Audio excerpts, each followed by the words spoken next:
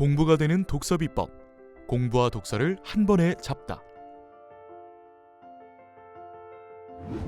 독서가 중요한 건 알지만 그래도 공부 먼저 해야 하지 않을까 걱정하는 부모 마음.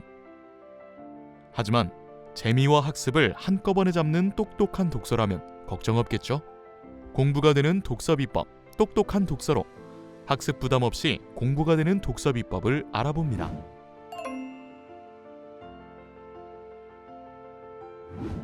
독서와 공부는 선택의 문제일까요? 아닙니다. 공부엔 독서입니다. 공부가 텍스트를 읽어 완전히 이해하고 이를 기반으로 사고를 확장시켜 나가는 과정이라면 결국 공부란 학습과 관련된 독서라고 봐도 과장되지 않습니다.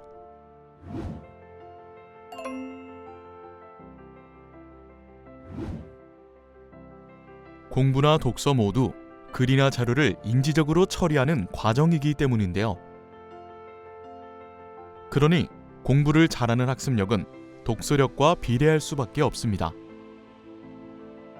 독서를 잘하면 공부를 잘할 가능성이 더 높아지고 공부를 잘하기 위해서는 독서력이 뒷받침되어야 합니다. 독서는 국어뿐 아니라 다른 교과 학습에도 큰 영향을 미칩니다. 예를 들어 저학년 학생들이 많이 어려워하는 것이 서술형 수학 문제죠. 하지만 서술형은 수학적 상황을 언어적으로 풀어놓은 것이기에 독서가 뒷받침된다면 어려운 상황만은 아닙니다.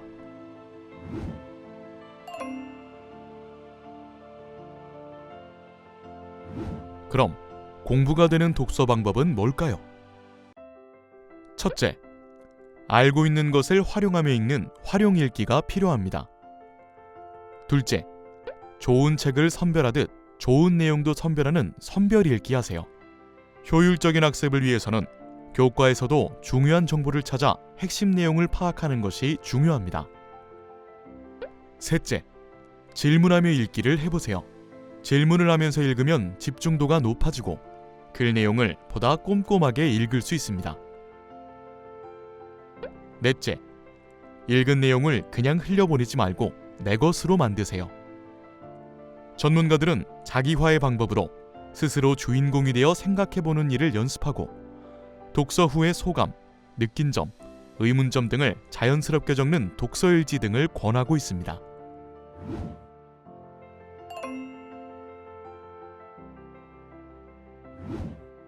이 과정들은 결국 하나의 답으로 귀결됩니다.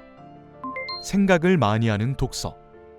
학생들에게 속독보다는 느린 독서를 권하는 것은 바로 그 생각의 시간을 제공하기 위함입니다.